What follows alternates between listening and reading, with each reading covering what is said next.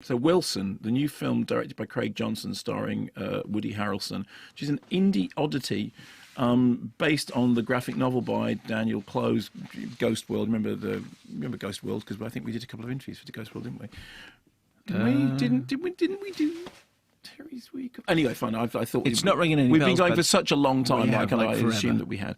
And directed by Craig Johnson, who made Skeleton Twins, which is a really kind of interesting, odd indie drama with Kristen Wiig. Do you remember that? Do you remember that film? I reviewed that, and I was saying it was one of those films in which you've got a really sort of unlikable character who actually you end up kind of liking. It's about two self-destructive people, and there's a husband who you think is being set up just as a complete putz, but he's actually played very well. And I went back to my review of that film, and I said, in relation to one of these guys, you may not love Lance, but he is. But in the end, you appreciate him. Are you quoting yourself? I am quoting myself because it's interesting that this director has now made this film, as I said, based on the graphic novel, which the guy also wrote the screenplay about Woody Harrelson. It was somebody you absolutely will not love. And at the beginning of the film, he's insufferable, and I thought, this is going to be very, very hard work. He's the annoying guy who, when you're sitting on a bus or a train and all the other seats are empty and you're working, comes and sits next to you and prods you and says, "So what do you do?" And then won't go away. Okay. He's the annoying guy who starts talking very loudly in the street in weirdly aggressive terms about everybody. It's somebody like the first 5-10 minutes of the film. I thought, I'm going to find this very hard work. I can see what that it's an interesting kind of dyspeptic view of the world, but I'm going to find it hard being in his company. Anyway, for reasons that are complicated, his character, who is essentially completely isolated, decides that he wants to reconnect with his ex, played by Laura Dern, who's now working as a waitress, and he discovers that he had fathered a child which he didn't know about. The child was then adopted, and so what he then tries to do is to reconnect the various members of the family while still being the perennially disruptive force that he has always been. Here's a clip. Coop's heading to Duke in the fall. It's hard to believe. Coops!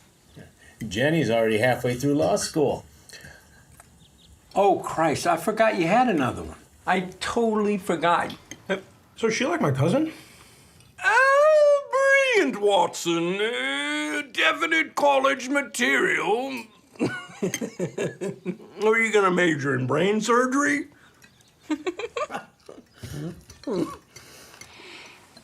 So, Claire, have you been thinking about school yet? No. See? Now, that is pure Wilson. So anyway, a very, very brief clip in which we had to work around some we did saucy like language. the Greenwich Time signal. Yeah, in there. exactly. Again, but you get so often. Okay, so you get the sense of that kind of misanthropic life. And as I said at the beginning, I thought I am going to find this hard work. What happened weirdly was during the course of the movie, I started to change. It's not just that his character becomes less insufferable. What happens is that you become more used to his insufferableness, and you start to find the absurd comedy in his misanthropy. And as is, I think, the mark of very interesting filmmaking, you start to feel sympathy for and with a character that you don't like because he's really annoying. And this is something which is often, again, this is a niche movie. It's not a movie that's going to have a very, very wide release. It has some very solid performances. Great work from Judy Greer. Laura Dern is great. But it's very much in the way of the Richard Gere film that I was talking about, in which he carries the film on his shoulder. This is very much a Woody Harrelson vehicle. But it manages to do that thing that an interesting film should do, which is give you a situation which is grating with somebody who is profoundly unsympathetic and profoundly annoying, and who, whilst he's on screen for the first 10, 15, 20 minutes of the film, everybody he meets is essentially trying to avoid him. And whenever he meets up with new people, they say, "Oh, no, you're here? Why?" And yet, during the course of it, it managed to get under my skin, and then I started to laugh. I started to laugh at the sort of absurdist, misanthropic humour. I started to find a certain amount of joy in his character's progress. And I really went from thinking at the beginning, this is going to be hard work, this is really going to grate, this is really going to go, to being won over by it. And that is, as I said, it's not for everybody. It's certainly got it's going to be a small release film. It's called Wilson, and it's a niche market. But it does the thing. So many times we've had people writing in saying, "Are you basically saying that in order for a film to be good, it has to have the character that you like, that you care about?" I remember Friedkin. I'm sorry because we were talking about French Connection, but William Friedkin, who made the French Connection, once saying that the problem with films nowadays is that the question is always who do you root for? Who are you rooting for?